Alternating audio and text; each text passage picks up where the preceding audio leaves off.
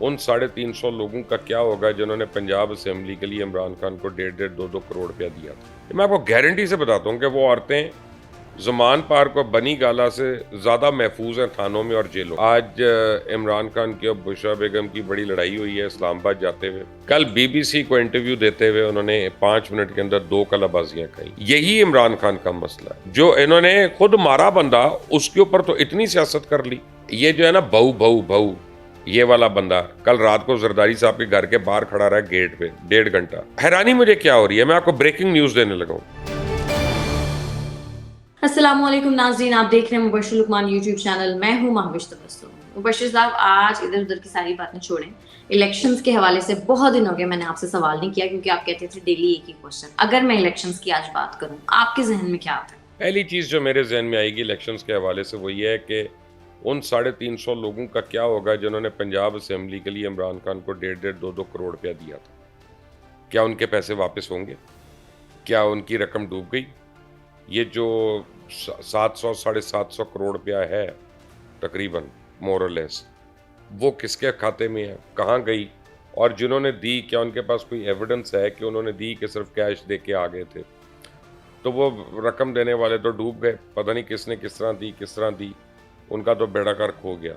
क्या इमरान खान अपने आप को जवाबदेह समझते हैं? क्योंकि इमरान खान ने अभी तक ये नहीं कहा कि जिसने मुझे इलेक्शन के पैसे दिए थे और इलेक्शन अगर 12 मई को 14 मई को नहीं हुआ था तो अब वो आके मेरे से पैसे वापस ले लें, क्योंकि वो तो उसी दिन करा रहा था। सुप्रीम कोर्ट के डेट के हवाले से उसने सारों से पैसे लिए थे, तो अब वो ये कह देगा। और उसने उसके बाद कई टिकट्स के ऊपर नजरसानी भी कर ली, कई टिकट होल्डर्स उसको छोड़ गए। तो सवाल ये पैदा होता है वो 700 करोड़ रुपया अब उसका क्या होगा इलेक्शंस के लिए जो आया था। मेरा ख्याल है कि ये बहुत बड़ा सवाल है जो इमरान खान से हर रिपोर्टर को पूछना चाहिए। इवन वो टाउट रिपोर्टर जो उसके पास बैठे होते हैं और उसकी मनोअन उसकी फीड ले रहे होते हैं, उनको भी पूछना चाहिए कि भाई साहब किथे हो रकम एंड की बनेगा होगा, और क्या फ्यूचर है उन लोगों का जिन्होंने पीटीआई नहीं छोड़ी लेकिन उन्होंने रकम दी हुई है, तो उनका क्या बनेगा। सर, तो आज नहीं तो कल इलेक्शंस तो होने ही है ना।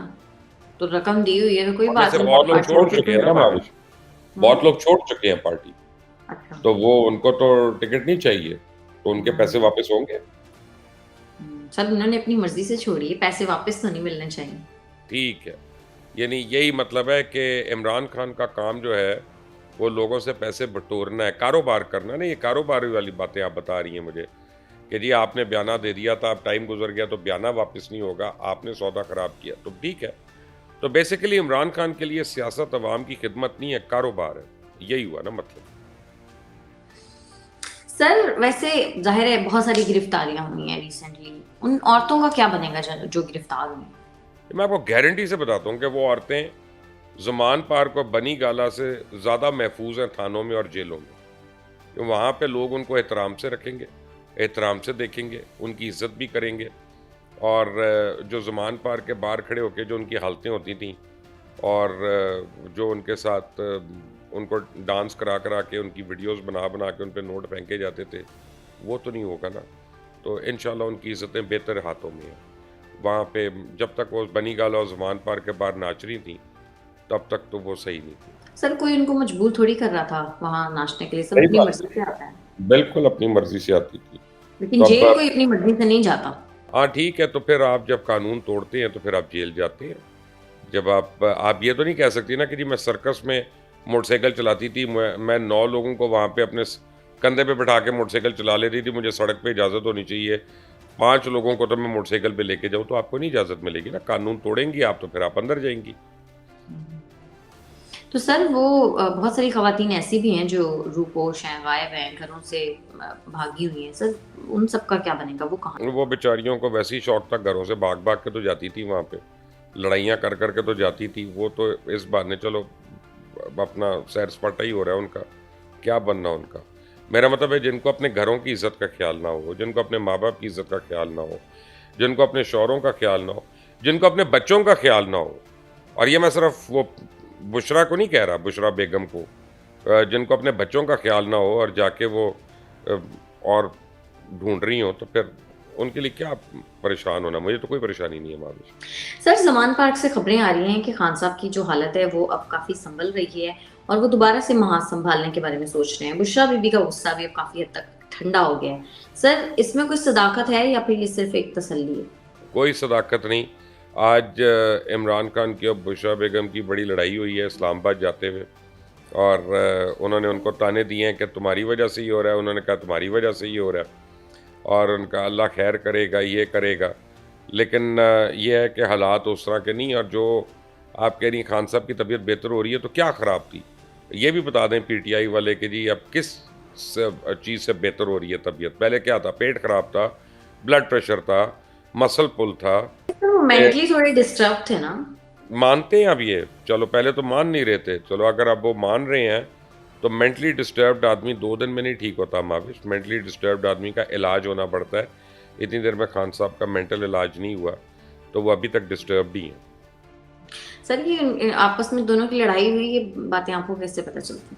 मुझे, मेरे पास चुड़ैल जो है ना बड़ी तेज़ है महाविश, वो सब कुछ बता दे। आप एक बात भूल रही हैं, आप एक बात भूल रही हैं कि पीटीआई में बहुत से लोग ऐसे हैं, और खुद इमरान खान के घर में ऐसे लोग हैं जो समझते हैं कि मैं इमरान खान का हमदर्द हूँ, जो मानते हैं कि मैं उसका हमदर्द हूँ, और मैं उसका हमदर्द ना होता तो मैं फ़ायदे उठाता होता दूसरों की तरह साथ रहकर।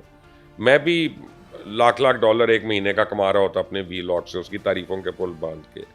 मैंने उसको पीक पे छोड़ा। मैं इन लोटों की तरह नहीं हूँ कि मफाद पूरा हो गया, 4 साल पूरा खा पी लिया, उसके ऊपर सियासत कर ली, अब बाहर निकल के उसको कंडेम कर दिया, और अब दूसरी पार्टियों के दरवाज़ों पे जा रहे हैं, धक्के खा रहे हैं कि हमें ले लो, हमें ले लो, हमें ले लो, अभी भीख मांग रहे हैं सारे हर जगह। मैं उन लोटों की तरह नहीं हूँ अल्हम्दुलिल्लाह। मैं यानी इज़्ज़त के साथ, मैंने जब वो पावर में था तब मैंने अपने आप को अलहदा किया था, यानी दूर किया था। अलहदा भी नहीं, दूर। मैं तो पार्टी में तो नहीं था, लेकिन मैंने अपने आप को ज़ाती तौर पे दूर किया था। और मेरे उनके जो इख्तलाफात हैं वो तो किसी को पता भी नहीं है कि क्या वजह है, तो मैंने कभी उनको मंजर आम पे भी नहीं लेके आया उस तरह से, ठीक है ना। तो वो मैंने इतनी डिग्निटी दिखाई है। और इमरान ने भी मेरे मुतल्लिक़ कभी पब्लिकली बात नहीं की, शायद ज़ाती तौर पे किसी को की हो, लेकिन पब्लिकली उसने मेरा नाम लेके नहीं बात की, तो उसने भी इतनी दिखाई है। क्योंकि सर, इखलाक का असल इम्तिहान ताल्लुक खत्म होने के बाद शुरू होता है। पता नहीं इखलाक का इम्तिहान पहले भी हो सकता है महाविश, कि आप अपना ताल्लुक़ कैसे निभाते हैं। ये दोनों तरह से होता है। ये आप निम्रा खान की किताबें पढ़ पढ़ के आपको जो डायलॉग याद हो गए, निम्रा अहमद। निम्रा अहमद, हाँ, जिनकी किताबें आप आजकल भी पढ़ रही है ना, आपने मुझे बताया था। जी हाँ सर, उनका नाम। हाँ, तो वो बस ये डायलॉग हैं, बस ये जिंदा आदमी से ताल्लुक़ होना चाहिए, मरे हुए से क्या, मरे हुए के लिए फातिहा पढ़ता है आदमी, दुआ करता है। जिंदा की कदर की जाती है, जो अपने पास होते हैं लोग, जो अपने इर्द गिर्द होते हैं, उनकी कदर करनी पड़ती है। सही है। लेकिन सर, आपके जो इख्तलाफात उनसे हैं, मुझे लगता है आपको कभी अवाम को बताने चाहिए, क्योंकि बहुत सारी अवाम ऐसी है जो आपसे इसलिए नाराज है क्योंकि आप अपने नाराज, मैं कोई पॉपुलर लीडर नहीं हूँ, मैं कोई पॉलिटिक्स में नहीं। लेकिन लोग आप मैंने उससे ना टिकट लिया, ना मैंने सेनेट की सीट ली, ना मैंने कोई ओहदा लिया। तो अल्लाह का करम है कि मेरी और उसकी नाराज़गी में अवाम का कोई ताल्लुक नहीं है, कोई अमल दखल नहीं है। लेकिन सर, मुझसे लोग बहुत सारे यहाँ पर ऑस्ट्रेलिया में क्वेश्चन करते हैं कि पहले मुबश्शिर साहब की बहुत ज़्यादा थी खान से, अब नहीं है। तो ऑब्वियसली लोग ये जानना तो चाहते हैं ना कि आखिर क्या। मेरा ख्याल है कि खुद ही बताएंगे जब वो रेहाम खान के और हमारे मसले थे। तो 8 महीने फिर मैं बनी गाला नहीं गया था, तो जब तलाक देनी थी इमरान खान ने, तो तब उसने मुझे फ़ोन किया था। तो मुझे लगता है मुझे फ़ोन आने वाला है थोड़े दिनों में एक और तो मैं मजाक कर रहा हूँ, सॉरी, आप इसको मजाक में लें बात को, कोई घटिया मजाक है, बुरा मजाक है, लेकिन अल्लाह किसी का घर ना ख़राब करे। लेकिन यह है कि या वो बता सकते हैं या मैडम बता सकती हैं इसका रीज़न। ओके। सर, खान साहब ने एक इंटरव्यू में कहा कि मुझे माइनस करने की साजिश हो रही है, और उन्होंने कहा कि नीम मार्शल लॉ लगा के पीटीआई को खत्म करने की साजिश हुई। वो कहते हैं कि जीएचक्यू के सामने एहतजाज करना हमारा हक था, लेकिन अंदर हम नहीं गए। आप क्या कहेंगे सर इस पर? अंदर कौन गया फिर, ये मुझे मेरा सवाल है।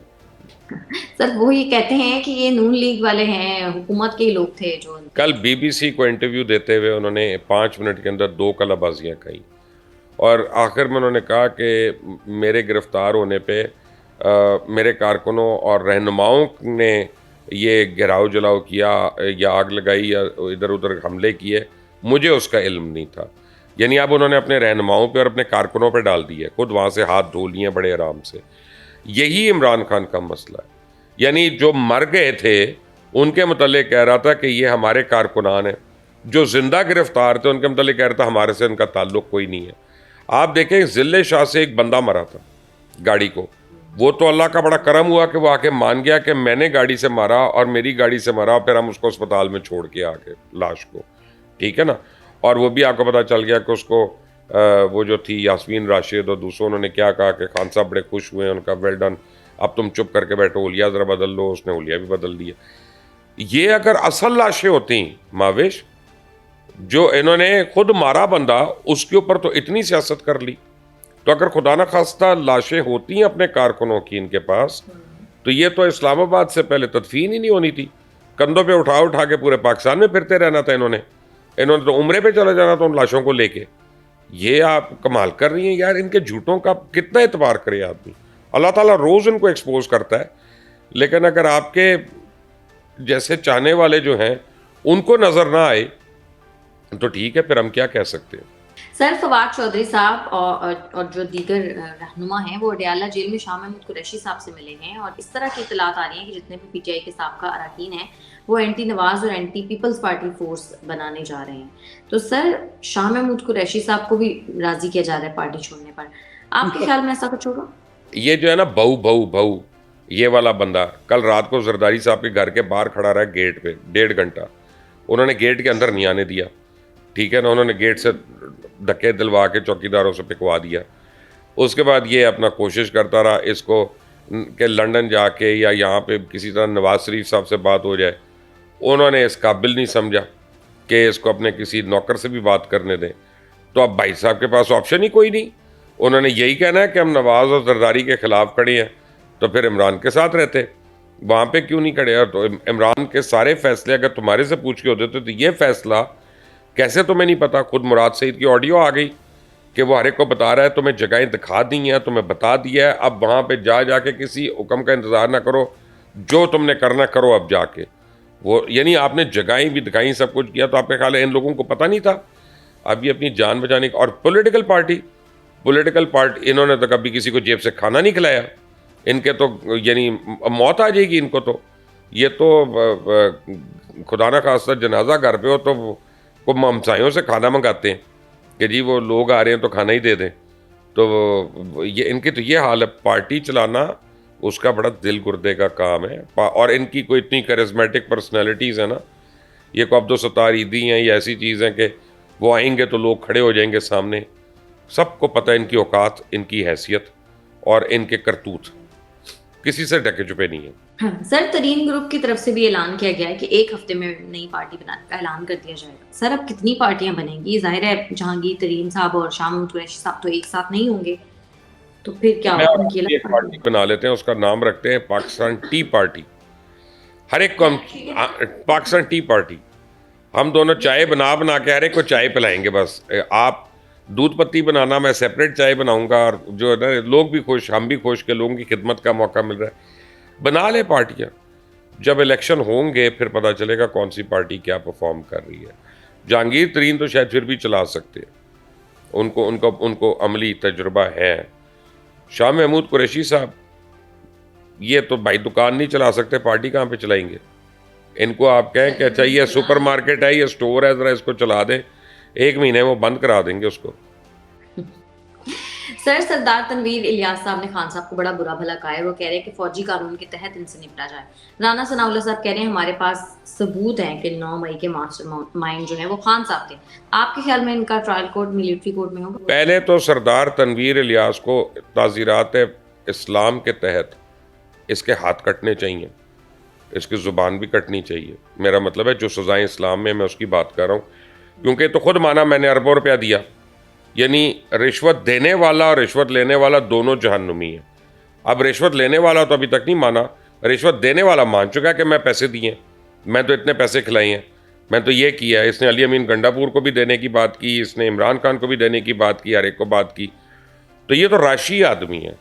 राशि आदमी जो है उसकी बात को ना मैं सीरियस लूँगा, ना मैं उसकी रिस्पेक्ट करूँगा। बदतरीन लोगों में से हैं वो लोग, क्योंकि मैं एक दुनियावी बात कर रहा हूँ, इसका दीन से कोई ताल्लुक नहीं है। मेरी ज़ात में रिश्वत देने वाला जो है ना, वो लेने वाले से भी शायद बड़ा हो, क्योंकि वो रास्ते दिखा रहा है। रिश्वत लेने वाले को तो अगर रिश्वत नहीं मिलेगी तो चुप कर जाएगा, फिर कहीं ना कहीं तो किसी न किसी का तो करना पड़ेगा। लेकिन खैर, मैं बिल्कुल अपनी सतही लेवल की बात कर रहा हूँ, दुनियावी बात कर रहा हूँ, तो अल्लाह ताला से माफ़ी मांग के। लेकिन ये तो इतना बदकिरदार आदमी है, इसकी बातें हम सुने जो बहैसियत वज़ीर आज़म सारा दिन अपना जो है वो पता नहीं कौन सी अपना रूह अफ़ज़ा पी के पड़ा रहता था। लेकिन हैरानी मुझे ये हो रही है कि आज ये लाहौर में हैं और आज शाम से ये मुलाकातें कर रहे हैं मुख्तलिफ लोगों से, ख़ासतौर सहाफ़ियों से। इनको बड़ा शौक चढ़ा हुआ है। हैरानी मुझे क्या हो रही है, मैं आपको ब्रेकिंग न्यूज़ देने लगा हूँ कि PID के एक अफसर जो हैं वो सरदार तनवीर इलियास के लिए लोगों को फ़ोन कर रहे हैं, सहाफ़ियों को, कि प्लीज़ आएँ, अटेंड करें। और वे PID की एक खातून है जो फ़ोन करके कह रही है कि इनको कवरेज देनी है आपने। ये शहबाज शरीफ को क्या हो गया, मरियम औरंगज़ेब को क्या हो गया, अता तारड़ को क्या हो गया? इन लोगों को नज़र नहीं आ रहा, सिर्फ इसलिए कि एक आदमी इमरान खान की बुराई कर रहा है तो ये सारा भूल गए कि भाई वो कौन है, क्या है। लेकिन नहीं, देखें आप अपनी सियासत में ना हर चीज़ को, गलत चीज़ को सही मत कहें। यही मैं शहबाज शरीफ साहब को भी कहता हूँ, यही मैं मरियम साहिबा को भी कहता हूँ कि आप अपनी सियासत खुद से करें, इमरान की मुखालफत में सियासत ना चमकाएं। सर, शेख रशीद साहब कह रहे हैं कि उनकी जान को खतरा है, 3 लोगों को उनको मारने का टास्क दिया गया है। आपके ख्याल में कौन मारना चाहता है शेख साहब को? उनसे कहें उन 3 लोगों के नाम भी बता दें। इतनी मेहरबानी उनकी, सब कुछ तो उनको पता है, डाकखाना भी पता होगा उनको, तो उनकी आंखों का रंग भी पता होगा, ये भी पता होगा बाल कितने। यानी बकवास बातें। आपने देखा है उन्होंने नैब को जो ख़त लिखा है, जब नैब ने बुलाया जी अलकादर ट्रस्ट में आप आके को बयान दें, हमें बताएं, गवाही दें, तो कहते हैं मैं तो उस वक्त कैबिनेट से उठ के चला गया था जब ये डिस्कस हुआ था। तो भाई जवाब तो फिर भी आपको देना है ना, आप उठ के क्यों गए थे? एडे तुसी मासूम। यानी शेख साहब बड़े आराम से कह रहे हैं ओ खान जाने तो नैब जाने मैनू सोन दो, बेसिकली वो ये कह रहे हैं। लेकिन सोन नहीं देना किसी ने उन शेख साहब को, उन जगा के रखना है, और काफ़ी देर तक अब जाके रहेंगे ये लोग। सर, शेख साहब हैं वैसे लॉयल खान साहब के साथ, काफी टाइम से खान साहब लॉयल वो अपने साथ है, बस अपने साथ। इमरान भी अपने साथ ही लॉयल है, ऐसी कोई बात नहीं है। ये नहीं कि इमरान उनसे लॉयल है, इमरान भी सिर्फ अपने साथ लॉयल है। और उन अल्लाह मिलाई जोड़ी, जैसे को तैसा वही होता है ना। सर, कभी वैसे शेख साहब भी अलग हो सकते हैं खान साहब से? पहले तो अलग ही थे ना। खान साहब तो कहते थे ना कि अगर शेख रशीद जैसे लोगों से मुझे बात करनी पड़े तो मैं अपने आप को थप्पड़ मारूंगा। पहले की बात है। और तो अभी वो जब अलग होंगे तब भी ये कह देंगे, फिक्र ना करें। चलें देखते हैं। वो कह देंगे मेरे ऊपर काला जादू कराया होता है इसने, जो इतनी देर में इसको पसंद करता रहा। तो वैसे उन्होंने इस तरह की बात आज तक की नहीं है, काला जादू। कर लेंगे, फिक्र ना करें।